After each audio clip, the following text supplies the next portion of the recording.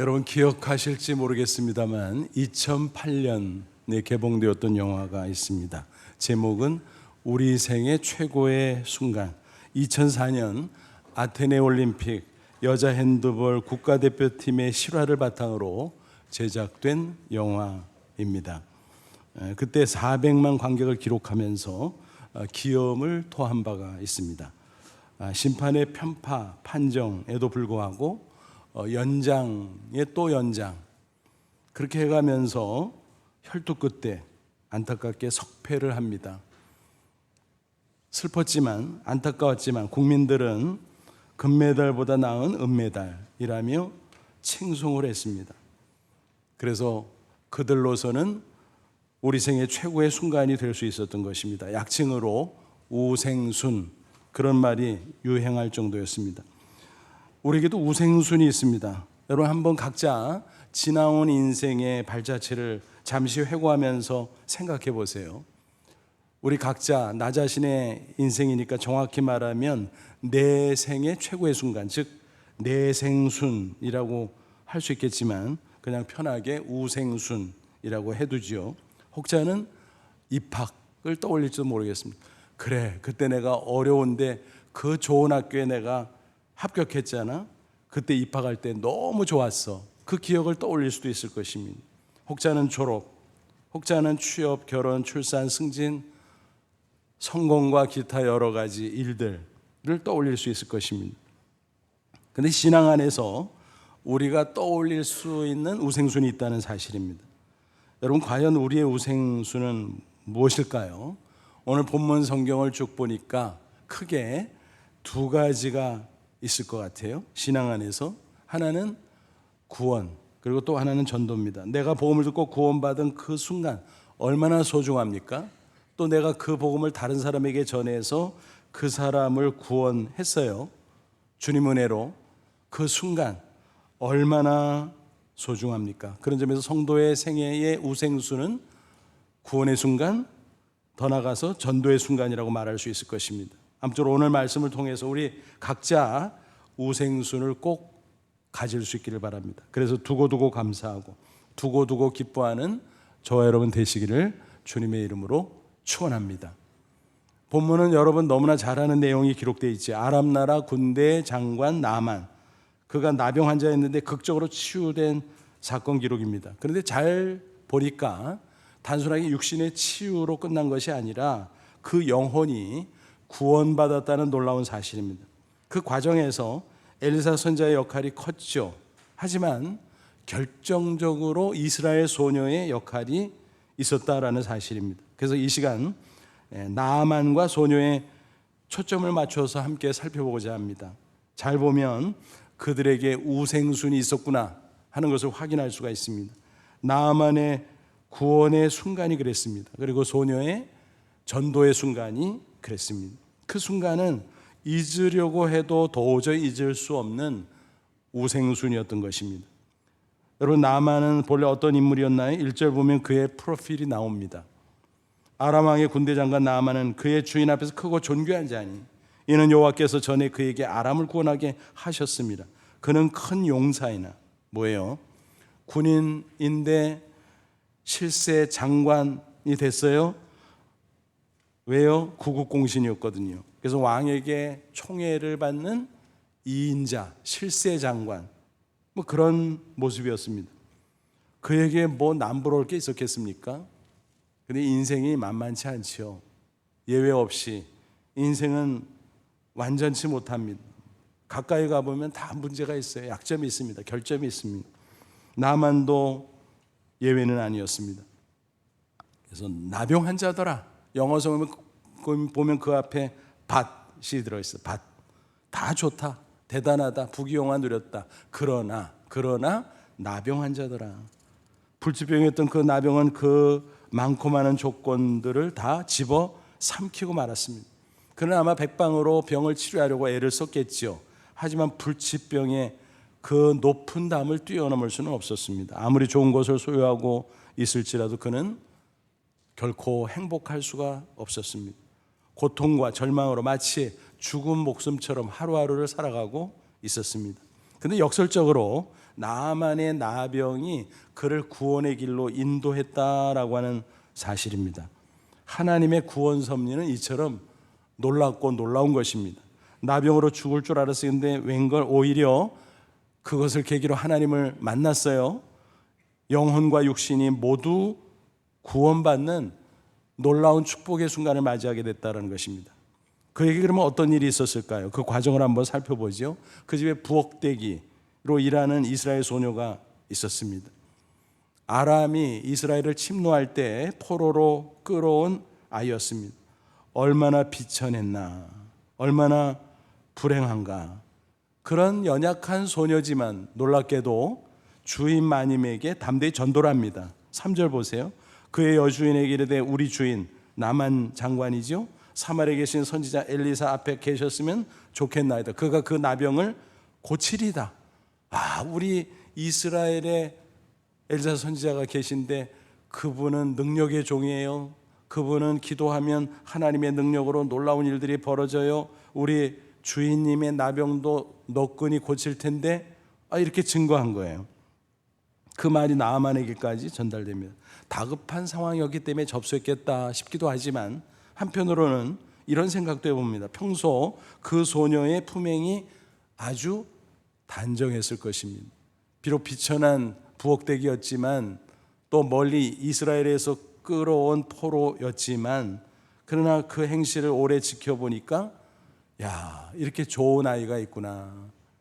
이스라엘 사람은 다 이런가? 이스라엘 하나님 여호와를 믿어서 그런가? 그런 생각을 하면서 감동을 받았을지도 모릅니다. 그 소녀는 사실 울분이 끓어오를 수 있죠. 원수나라 나아만 장군, 또 아람 그 부인 등등 이런 것들을 생각하면 울분이 끓어오를 수 있었지만 그것을 다 삭히고 하나님의 사랑으로 그들을 지극정성 섬겼습니다. 그런 모습에 감동을 하고 있었던 그 내외는 다급한 상황에서 그런 말을 들으니까 고지고대로 믿을 수밖에 없었을 것입니다. 이렇게 해서 나아만이 엘사 선지자를 만나러 가요. 왕에게 허락을 받고 왕의 친서를 지참하고 또 선물도 잔뜩 가지고 길을 떠납니다. 아람의 2인자의 세도로 이스라엘 왕을 곧바로 찾아가죠. 다짜고짜 친서를 내보이니까 왕이 그걸 읽고 이게 뭐야? 나병을 고쳐달라고? 내가 하나님이야? 이거는 필시 시비를 걸어서 침략하려고 하는 거구나. 그렇게 생각하고 너무너무 당황스러워합니다. 그 소식이 엘리사 선지자에게 전해졌어요. 선지자는 뭐라고 말해요? 왕이요, 걱정하지 마시고 나한테 넘기세요. 그래서 마침내 나아만이 그 일행과 더불어 엘사 선지자를 만나러 갑니다. 근데 세상에 아람 그 대국의 2인자가 가는데 나와보지도 않아. 아랫사람 시켜서 뭐라고 말씀을 전하는가 하면 저 요단강에 가서 7번 몸을 씻으시오 그러는 거예요. 어처구니가 없었습니다. 아니 화가 났습니다. 왜요? 나를 감히 이렇게 푸대접할 수 있나? 내가 나병 환자라 그러는 거야? 나를 무시해? 게다가 요단강 지나오면서 보니까 흙탕물이더만. 그런데 우리 아랍 나라에 가면 맑고 맑은 강들이 얼마나 많은데 세상에 요단강에서 목욕하라고 벌거벗고? 이게 무슨 소리야? 화가 머리끝까지 올라갔습니다. 그래서 그는 소리를 지르며 떠나가려고 합니다. 그때 종들이 만류하죠. 지혜로운 종이 나서서 말했던 것 같아요. 주인님, 장관님, 가면 대책 있어요? 아니 생각해 보세요. 선지자가 과중한 일을 명령한다면 안 했을 거예요? 했을 거 아니에요. 근데 요단강에 가서 목욕하라는 그 쉬운 거를 못 해요? 그러니까 나아만 장군이 가만히 생각해 보니까 그 말이 옳거든요. 자기가 화내고 가면 자기만 손해지. 대책 있어요? 소망 있어요? 하나도 없잖아요. 그래서 옳거니 그래 생각해 보자. 그 선지자가 진짜라면 이 말씀대로 따르면 여호와 하나님이 뭔가 해주실 수 있는 거야? 맞아 그럴 수 있겠다.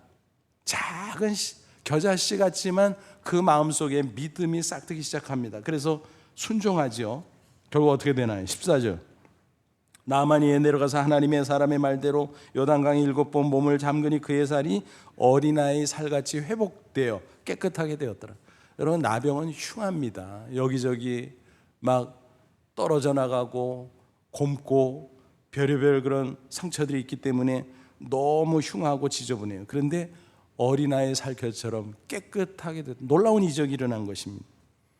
그런데 이야기가 또 거기서 끝나질 않아요. 15절 보세요. 나아만이 모든 군대와 함께 하나님의 사람에게로 돌아와서 선자 엘리사를 찾아갔지요. 이제는 고마워서, 그죠? 그의 앞에 서서 이르되 내가 이제 이스라엘 외에는 온 천하에 신이 없는 줄 아나이다. 무슨 얘기예요? 이스라엘의 하나님 여호와만이 진짜 살아계신 참 신이군요.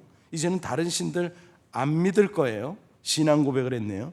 그러면서 당신의 종에게서 예물을 받아서 고마우니까 이 예물을 받아주세요. 그러나 초신자인 그에게 그것을 받을 수 없었겠죠. 그래서 엘리사가 사양을 합니다. 어쨌든 나아만에게 신앙이 생겼구나 확인할 수 있습니다. 또 17절을 보세요. 나아만이 이르되 그러면 청하건대 노새 2마리의 실을 흙을 당신의 종에게 주소서. 이제부터는 종이 번제물과 다른 희생제사를 여호와 외 다른 신에게는 드리지 아니하고 다만 여호와께 드리겠나이다. 뭐예요? 아람으로 돌아가서 제사를 드려야 될 텐데 오늘의 예배에 해당되는 거지요. 그는 착각을 했어요. 이스라엘 흙을 가져다가 그것으로 제단을 쌓아야 하나님이 받으실 줄 알았던 거예요. 초신자라 헷갈렸겠죠. 자기 수준에서. 그러니까 그게 옳은 것은 아니지만 애교로 봐줄만 하지요. 그의 중심은 어떻습니까? 이제 나는 하나님 여호와께만 예배할 겁니다. 이런 고백이잖아요. 아, 그에게 온전한 믿음이 생겼구나. 그렇다면 어때요? 그 믿음으로 구원받지 않았겠습니까? 그러니까 그는 나병 치유 플러스 영혼 구원, 영육 구원의 역사를 체험하게 되었다라는 것입니다. 여러분 한번 상상해 보세요. 그가 얼마나 기뻤을까요? 아마 덩실덩실 춤을 추면서 돌아갔을지 모르겠습니다. 그 구원의 순간은 그야말로 그 생의 최고의 순간, 우생순이었다는 사실입니다. 한편 나아만이 돌아갔을 때 어떤 일이 벌어졌나요? 그는 무엇보다 소녀에게 감사했을 거예요. 야, 네 말대로 갔더니 진짜더라. 뭐 굳이 말 안 해도 얼굴을 보고 깜짝 놀랐어요, 소녀는. 그는 또 가족에게 얘기했겠지요, 왕에게 얘기했겠지요, 사람들에게 얘기했겠지요. 간증한 겁니다. 그 간증을 듣고 얼마나 많은 사람들이 하나님을 믿게 되는지 알 수는 없지만 다만 몇 명이라도 믿음으로 구원받은 사람들이 생기지 않았겠습니까? 상상 가능하죠. 그 일련의 과정을 알게 된 소녀의 심정이 어땠을까 한번 추측해 보십시오. 너무너무 기뻤을 것입니다. 사실 되짚어보면 위험천만한 일이었습니다. 그게 불치병인데 만약에 나만 장군이 불원천리하고 갔다가 그냥 그대로 돌아왔다면, 헛땅을 쳤다면 어떤 일이 벌어졌겠습니까? 그 소녀를 놔두겠어요? 화가 치밀어서 능지처참을 하고도 남았을 것입니다. 물론 소녀는 확신을 가지고 전도를 했겠지만 인간인지라 나만 장군이 돌아올 때까지 얼마나 마음속이 걱정으로 왔다 갔다 했겠습니까? 그런데 나만 장관이 어린아이 살결을 해가지고 돌아왔으니 얼마나 기뻤겠어요. 나만 장관이 이 사람 저 사람에게 간증하면서 즉 전도하니까 그걸 보면서 얼마나 기뻤겠어요. 야, 내가 주인 마님한테 전도한 게 이런 놀라운 결과를 낳았구나. 너무너무 기쁘다. 그 소녀로서는 바로 그 순간이 우생순이었을 것이다 라는 말씀입니다. 그렇습니다. 하나님 믿는 성도로서는 구원의 순간이 우생순이에요. 또 전도해서 다른 영혼을 구원하는 그 순간이 또 우생순이에요. 그래서 나만의 구원 그리고 소녀의 전도가 우생순이라고 말씀을 드렸던 것입니다. 성경을 쭉 보면요, 또 기독교 역사를 보면요, 그런 사례들을 무지무지 많이 확인해 볼 수가 있습니다. 구원을 받은 순간, 전도해서 다른 사람을 구원한 순간 절대로 잊어버릴 수가 없는 감사 감격의 순간이지요. 성경 인물들의 경우 뭐 그 예가 성경 구약 신약에 수두룩하잖아요. 근데 그 중에서 시간 관계상 대표적으로 베드로와 바울의 이야기를 잠깐 나눠보지요. 그리고 이어서 역사 속에 아름다운 신앙의 사람들 중에 존 뉴턴 그리고 문중경 전도사님에 대해서 잠시 생각해 보지요. 베드로, 그는 갈릴리 바다에서 잔뼈가 굵은 어부 아니었습니까? 그런데 예수님을 만났어요. 그리고 구원을 받았어요. 그리고 복음 전도자 사도의 사명까지 받았습니다. 그 이야기가 누가복음 5장에 나와요. 그는 그때 예수님을 생생하게 체험을 합니다. 그때 비로소 예수님이 하나님의 아들이구나라는 사실을 깨닫게 됩니다. 그 스토리가 거기 기록되어 있는데 어떤 일이 있었나요? 베드로는 동료들과 함께 밤새 고기 잡으러 나가서 그물질을 했었는데 헛탕을 쳤습니다. 아침이 되자 이제 집에 가야 되겠다. 그래서 그물을 정리하고 퇴근하려고 하는데 예수님이 무리를 데리고 옵니다. 사람들이 너무너무 많이 밀리니까 좀 거리를 두고 말씀을 전하고자 베드로에게 배를 좀 빌려달라 그래요. 그래서 배를 묶어놓고 그 배를 강단 삼아서 앉아서 말씀을 전하려고 했던 거죠. 어쩌면 베드로와 그 친구들까지 붙잡아 두기를 원하셔서 그랬는지도 모릅니다. 베드로는 그 전에 안면이 있는 분이라 거절할 수가 없었어요. 예수님은 배 위에 올라가 드디어 말씀을 전합니다. 한참 시간이 흘렀어요. 말씀을 마치나 싶었는데 예수님께서 대뜸 베드로에게 뭐라고 말씀하죠? 저 깊은 데로 가서 그물을 내리라. 베드로가 그 말씀을 듣고 마음속으로 무슨 생각했을까요? 아이고, 고기잡이는 내가 전공인데, 지금 가면 고기가 안 잡히는데, 밤새 안 잡혔는데 아침이 됐는데 잡히겠어? 그렇게 반발심을 가졌을지도 모릅니다. 그러나 예수님의 말씀을 쭉 들었기 때문에 이미 마음속에 변화가 있었어요. 와, 이분이 누구지? 이분이 메시아인가? 선지자인가? 이분이 우리가 기다리는 하나님의 아들 구세주인가? 뭐지? 근데 예수님이 그 말씀을 하니까 거부할 수가 없었어요. 그래서 알았습니다. 내가 밤새 허탕쳤지만 주님이 말씀하시니까 순종할게요. 그래서 어떻게 되죠? 순종하니까 그물을 내리는데 어마어마하게 고기가 잡혀요. 그물이 찢어질 정도였습니다. 깜짝 놀랐죠. 그래서 급히 예수님에게 다가옵니다. 그리고 어떡하지요? 누가복음 5장 8절 시몬 베드로가 이를 보고 예수의 무릎 아래 엎드려 이르되 주여 나를 떠나소서 나는 죄인으로소이다. 베드로의 반응이요 참 이상해요. 왜 그런가 따져볼까요? 고기가 엄청나게 잡아요. 자기는 베테랑인데 예수님은 그보다 더 수준이 높은 고수야, 고수. 그럼 어떻게 하면 좋습니까? 동업해야지 뭐. 예수님 떠나지 마세요. 딴 데 가지 마세요. 나하고 동업해요. 요즘식으로 말하면 뭐예요? 횟집 차립시다. 대박 날 거예요. 이렇게 예수님을 붙잡아야 되잖아요. 근데 예수님에게 뭐예요? 나를 떠나주세요. 야, 참 이상한 반응이네. 왜 그랬을까요? 예수님이 하나님의 아들이라는 것을 발견했다는 거예요. 그 거룩하신 하나님 앞에 자기 자신을 보니까 너무너무 추한 죄인에 불과한 거예요. 감당할 수가 없어. 떠나주세요. 예수님은 역설적으로 그의 죄의 고백을 듣고 죄사함을 주시고 그를 구원하셨던 것입니다. 여러분, 구원의 역사는 그렇게 이루어지는 거 아니겠습니까? 예수님께서는 더 나가서 뭐라고 베드로에게 말씀합니까? 누가복음 5장 10절 무서워하지 말라. 이제 후로는 내가 사람을 취하리라. 지금까지는 고기 잡았지만 앞으로는 사람 낚아라. 뭐예요? 복음 전도자의 사명을 주셨습니다. 그래서 복음을 전해서 사람들의 영혼을 구원하라는 말씀이었습니다. 그는 이렇게 해서 구원받았고 사명자가 되었고 그 후에 우여곡절이 있기는 했지만 사도행전 2장 오순절 성령 강림절에 성령 충만함을 받고 나가서 복음을 전할 때 수많은 사람들이 듣고 구원받는 놀라운 역사가 있었잖아요. 그런 가운데 사도행전 3장 보니까 어떤 사건이 있습니까? 그날 성전에 기도하러 가는데 미문 앞에 있는 거린이 있었는데 보니까 하반신 장애인이에요. 40세가 가까운데 평생 그렇게 살았던 거예요. 남이 데려다 주면 한 푼 줍쇼 구걸하는 사람이었으면 얼마나 불쌍해요. 근데 그 사람이 베드로와 요한에게 한 푼 줍쇼. 돈도 없었지만 돈 줘봐야 별 것도 아니고. 그래서 베드로가 뭐라 그래요? 은과 금은 내게 없거니와 내게 있는 것으로 내게 준다. 나사렛 예수 그리스도의 명하노니 일어나 걸으라. 그 사람이 일어나는 거예요. 평생 처음으로 일어난 거죠. 걷는 거예요. 펄쩍펄쩍 뛰는 거예요.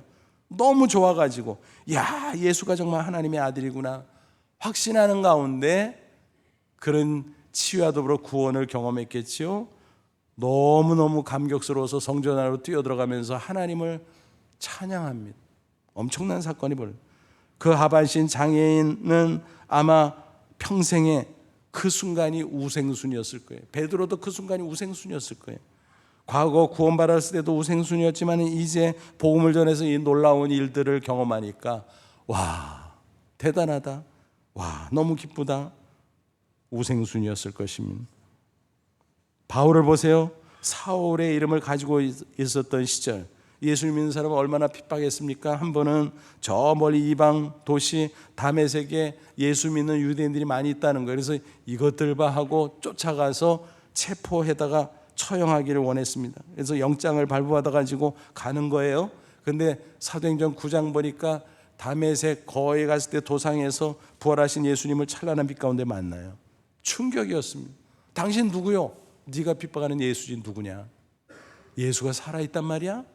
그럼 죽었다가 부활하셨는데 충격이었습니다. 그런 가운데 눈이 멀었어요. 그래서 주변에 있는 사람들이 그를 부축해서 겨우 시내로 들어가서 한 집에 칩거하고 있습니다. 식음을 전폐하고. 한편 예수님은 아나니아라고 하는 제자를 만납니다. 야, 어디 가면 사울이라는 자가 있다. 아유, 그 악능 높은 자요. 그래. 하지만 내가 선택한 사람이 앞으로 사명자로 쓸 거야. 예? 그게 사실이에요? 그렇다니까 두려워하지 말고 가라. 아나니아가 순종합니다. 가서 형제 사울하고 안수해요. 그때 눈에서 비늘 같은 게 뚝 떨어지잖아요. 시력이 회복됩니다. 그리고 그에게 구원을 선포하고 사명을 전달해요. 그래서 사울은 너무너무 기뻤어요. 치유받았죠. 영혼 구원받아 사명까지 받았지요. 어찌 그 순간을 평생 잊을 수가 있겠습니까? 그 순간은 사울에게, 나중에 바울이 되죠. 바울에게 잊을 수 없는 우생순이었다는 것입니다. 그래서 생각날 때마다 수시로 눈물로 고백을 합니다. 디모데전서 1장 13, 14절 내가 전에는 비방자요 박해자요 폭행자였으나 도리어 긍휼을 입은 것은 내가 믿지 아니할 때 알지 못하고 행하였습니다. 우리 주 은혜가 그리스도 예수 안에 있는 믿음과 사랑과 함께 넘치도록 풍성하였도다. 이 흉악한 죄인 중에 괴수를 구원하고 게다가 사명까지 주셨으니 이 은혜가 얼마나 넘치나. 그는 그렇게 눈물로 감격하며 고백을 하고 또 고백을 했다라는 것입니다. 그러기에 그때 그 순간이 우생순이었던 것입니다. 후에 수많은 사람이 그가 복음을 전파하며 다녔죠. 그때 또 기쁨을 맛봤을 것입니다. 야, 복음을 전해서 많은 영혼을 구원하는 이 순간도 우생순이네. 여러분, 그래요. 우리가 천국 가기 전까지는요, 우생순이 업데이트돼요. 구원의 순간은 한 번이지만, 그러나 그 후에 복음 전하고 살아계신 하나님 만나고 예수님의 능력 체험하고 그런 일들은 계속 벌어지기 때문에 이게 우생순이네, 또 이게 우생순이네, 또 이게 우생순이네, 계속 업데이트되는 것입니다. 바울도 그랬을 거예요. 어쩌면 이 사건을 우생순으로 그가 여겼을지도 몰라요. 그 후에 업데이트 됐을지도 모르고. 사도행전 16장 보면 그가 성령의 인도 따라 유럽의 첫 성인 필립보로 가잖아요. 막연했는데 루디아를 만났어요. 복음을 전하다가 귀신 들린 여종 고쳐준 죄 아닌 죄로 몰려가지고 감옥에까지 들어가잖아요. 근데 놀라운 하나님의 기적이 있었고 거기서 자결하려고 하던 간수를 제지하면서 우리가 나가지 않는다. 왜냐하면 죄수가 탈옥하면은 간수가 죽임을 당할 수 있거든요. 가족까지 처형을 당할 수 있거든요. 자결하는 그를 제지하고 가지 마라. 왜 아까운 생명을 끊으려고 하느냐.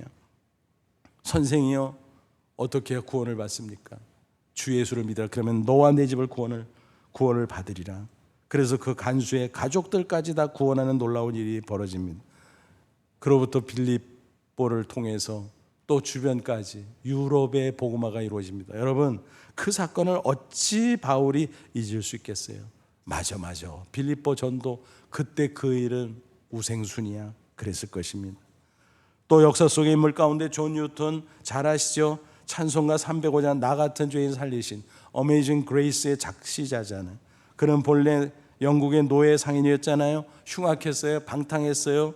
그런데 주변의 중보기도로 말미암아 구원의 놀라운 역사가 나타납니다. 한 번은 그가 노예선을 타고 가는데 풍랑을 만났어요. 야, 죽을 수밖에 없구나. 다 죽었다. 나도 죽고. 그런데 극적으로 살아계신 예수님을 만납니다. 구원의 역사를 경험합니다. 육신의 목숨만 구원한 것이 아니라 영혼의 구원을 받아요.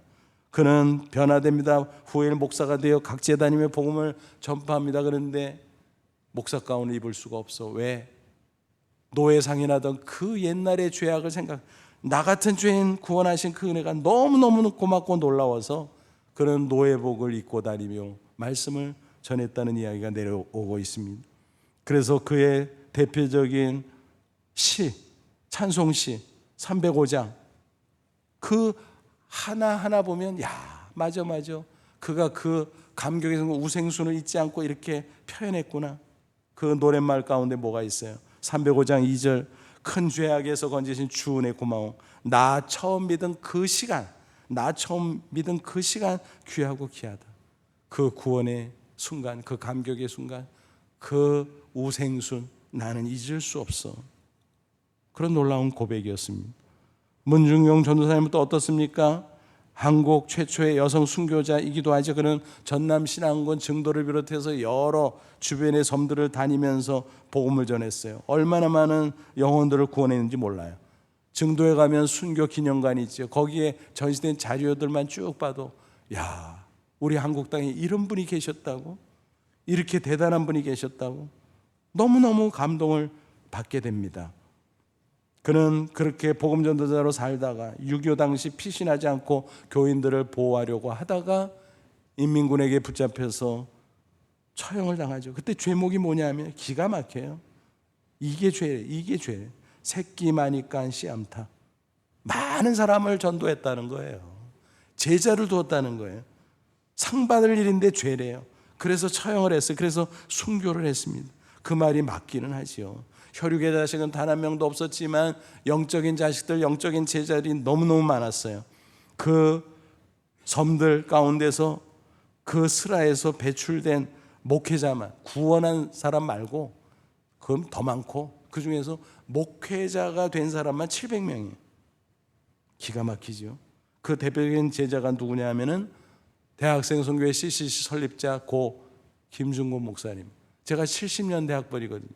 그 당시에 CCC는 대단했습니다. 거지 전도하고 전국 누비며 그래서 한국 복음화의 상당한 부분을 CCC와 김중곤 목사님이 감당을 했습니다. 얼마나 많은 대학생 청년들이 예수 믿고 구원받은지 몰라요. 얼마나 많은 자들이 일어나서 목사가 되고 선교사가 되고 각계각층의 복음적인 일꾼이 되고. 여러분, 그런데요, 문중경 전도사님이 복음을 전해서 말씀으로 양육해서 그런 일꾼이 생겼고 그런 것들이 계속 이어지고 오늘까지 이어져 오고 있다는 사실입니다. 문 전사님이 살아생전 그것을 자신의 눈으로 직접 확인은 못했을지 모릅니다. 그러나 천국에서 또 장차 우리가 다 모였을 때 확인하고 얼마나 감격스러워할 거예요. 그때가 우생순이었구나. 여러분, 우리들의 우생순은 바로 그런 것들인 것입니다. 저도 나름대로 우생순이 있습니다. 예전에 몇 번 말씀드렸는데 잊어버려셨기를 바랍니다.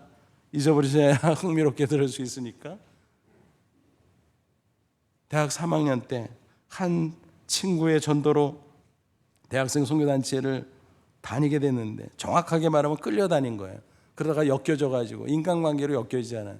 수양회를 따라갔는데 그때는 수양회라고 불렀어요. 수련회를. 길기도 해 4박 5일. 장소는 강원도 속초 근처 송포 해변의 국민학교. 그 교실에서 열렸는데 하루는 오전 성경공부를 마치고 식사하고 해변에 나갔습니다. 식사 전에 꼭 오전에 성경 공부한 본문 가운데 암송 구절을 줘요. 그거 암송하지 않으면 밥도 안 줘. 치사하게. 믿지 않을 때니까 얼마나 치사했는지 몰라요. 억지로 외우고. 근데 그날 해변에 나갔는데 날은 맑은데요, 파도가 너무너무 거칠어. 그래서 안 되겠다 다 나와. 그래서 모래사장에서 교제를 하고 있는데 순간 어느 학생이 소리를 지르는 거예요. 저기 봐 사람 죽는다.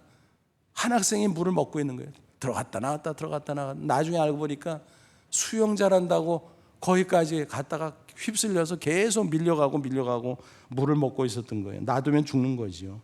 그런데 졸업한 선배 중에 교사인 분이 나섰어요. 내가 구하러 갈 테니까 기도해 줘.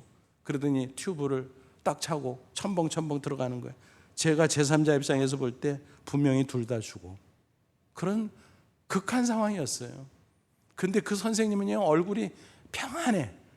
야, 예수 믿는 사람들 독하네. 예수가 하나님의 아들 맞나? 그런 생각이 그때부터 이미 들기 시작했어요. 근데 저는 아무것도 구하러 갈 수도 없었고 기도도 할 수 없었고 꼭 제가 바보 같았어요. 나는 바보구나. 나는 못난이구나. 근데 잠시 후에 또 한 사람이 소리칩니다. 선생님 나오세요. 저기 보세요. 모터보트가 그리를 향해서 막 달려갑니다. 전속력으로. 분명히. 그러니까 선생님은 나왔죠. 보니까 멈춰서 좀 있다가 뱃머리를 돌려서 부둣가로 막 갑니다. 야, 어떻게 됐을까? 죽었을까? 살아야 되는데 막 다들 막 미친 듯이 막 모래사장으로 달려가는데 저도 달려가지요. 흥분이 됐습니다. 야, 어떻게 됐을까? 가니까 쭉 뻗어 있어요. 인공호흡 시키니까 푸하면서 물을 쏟아내는데 숨을 쉬는 거예요. 살았다. 완전히 만세 부르고 난리가 났습니다. 그날 밤에 그 학생이 간증을 했어요. 어떤 간증을 했냐면은 저처럼 믿지 않는 가운데 엮여서 끌려왔어요. 성경 암송시키는데 되게 짜증나는데 그날은 괜찮았어. 왜?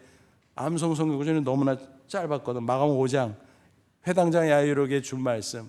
딸이 죽었다 그러는데 실망하니까 예수님께서 야, 두려워하지 마 그랬잖아요. 두려워하지 말고 믿기만 하라. 아이, 그거는 뭐 식은 죽 먹기지. 그래서 외우고 밥을 먹고 수용하다가 그런 일이 벌어졌는데, 야, 사람이 이러다 죽는구나 싶은데 할 수 없죠. 근데 엄마가 생각났어요.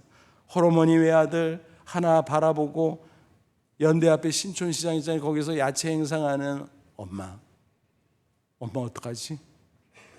엄마 어떡하지? 나만 바라보고 사는데 엄마 어떡하지? 막 물속에 막 물 먹고 있으면서 눈물이 막 쏟아지는 거예요. 그 순간 두려워하지 말고 믿기만 하라. 그 말씀이 생각난 거예요. 예수님 진짜 살아계셔? 하나님의 아들이야? 그러면 나 도와줄 수 있는 거야? 예수님, 나 좀 도와주세요. 그러면서 침착해지는데 앞에 막대기가 있는 거예요. 저거 잡으면 산다는 생각이 들었어요. 그래서 수영은 할 줄 아는 사람이니까 물 마시면서 겨우겨우 가서 그거를 잡고 있는데 모터보트가 와서 자기를 구해간 거예요. 여러분, 하나님은 살아계세요. 예수님은 하나님의 아들 맞아요. 내가 몰랐는데 오늘 체험했어요. 나는 구원받은 사람인 줄로 내가 믿습니다. 나는 평생 복음을 전하면서 살겠습니다. 그래서 그 선배 선생님하고 이 학생이요, 둘 다 독일 선교사로 가 있어요. 저는 구경만 했는데 그 광경을 보고 그래서 좀 미안해요. 얘기할 때마다 하나님이 살아계신 게 믿어져요. 예수님이 하나님의 아들 구주인 게 믿어져요. 그 다음날 밤에 제가 구원 간증을 했습니다. 그리고 그 수양회 끝나는 예배 시간에 그때도 사회 보는 치과 의사 선생님이 강제로 왜 안 일어나? 문수 형제 왜 안 일어나? 그러는 거예요. 그래서 할 수 없이 일어나서 서원을 했어요. 복음 전하며 살겠습니다. 목사가 된다는 건 아니었어요. 근데 2학기 때부터 캠퍼스 사역 하다가 졸업하고 대학원 1, 2학년 3년 반 동안 캠퍼스 사역 하는데 하나님이 야, 너 목사야? 처음에는 거부했지만 나중에 마음을 바꿔주셔서 하나님 알았습니다. 그래서 오늘 여러분 앞에 서 있습니다. 그 후에 이제는 복음을 전하면서 얼마나 많은 구원의 역사, 얼마나 많은 치유 역사, 얼마나 많은 간증들이 있었는지 몰라요. 야, 이게 내 우생순이네. 근데 그게 업데이트가 돼요. 계속 앞으로도 업데이트 될 것 같아요. 여러분, 저도 여러분도 이런 우생순이 있어야 할 줄로 믿습니다. 오늘 저녁부터 새생명 축제가 열려요. 3번의 집회가 있습니다. 혹시 이번 기회가 우리에게 우생순이 될지 어찌 알겠습니까? 어떤 사람에게는 구원의 순간이 될 수도 있어요. 새생명 축제 하다 보면 꼭 걸리는 사람이 있어요. 억지로 끌려왔든 제발로 걸어왔든 교회에 오래 다녔는데 예수를 개인적으로 영접하지 못한 사람 중에서도 구원의 순간을 맞이하게 돼요. 우생순이에요. 어떤 분은 야, 내가 전도하고 싶었는데 못했는데 내 가족을 이번에 인도할 수 있었어. 이웃을 인도할 수 있었어. 조마조마해. 저 사람이 예수 믿을래나? 이번에도 거부할래나? 근데 딱 예수 믿었어. 얼마나 감격스러운 순간입니까? 여러분, 이런 우생순이 우리 가운데 있을 줄로 믿습니다. 나부터 참석하고 가족과의 옷 인도하고 한번 해보세요. 우생순이 있나 없나?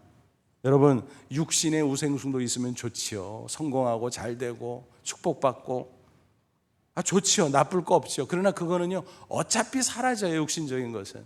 그러나 영적인 우생순은 영원히 남는 겁니다. 나 구원받은 그 감격스러운 순간, 내가 복음 전에서 다른 영혼을 구원한 그 감격적인 순간, 그것은 영원히 남는 겁니다. 이 땅에서도 남고 저 천국 가서도 영원히 남는 겁니다. 여러분, 우리가 지금까지도 나름대로 신앙생활 해왔지만 현재로서도 우생순이 있을지 모르지만 앞으로도 계속 새로운 우생순을 업데이트하면서 만들어갈 수 있기를 바랍니다. 아무쪼록 우리 생애 최고의 순간 우생순을 꼭 만들고 또 만들어가는 저와 여러분 되시기를 주님의 이름으로 축원합니다. 기도하겠습니다. 이 말씀 붙잡고 기도하자. 하나님, 예수 믿고 구원받은 하나님의 자녀된 거 믿습니다. 내가 새 생명 영생을 얻었습니다. 나 천국 갑니다. 확신합니다. 나의 우생순 감사합니다.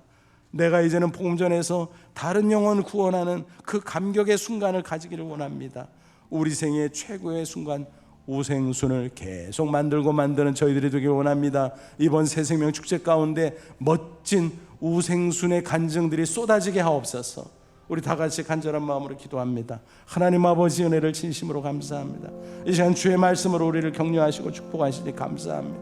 나 같은 죄인 살리신 그 은혜 너무너무 감사합니다. 9월의 순간 내가 복음 전에서, 내가 기도해서 놀라운 하나님의 일들을 경험했던 그 감격의 순간 감사합니다. 우생순 업데이트하기를 원합니다. 더 멋진 우생순을 하나하나 또 만들어갈 수 있기를 원합니다. 이번 새생명 축제를 통해서 우생순의 간증들이 쏟아지게 하옵소서. 넘쳐나게 하옵소서.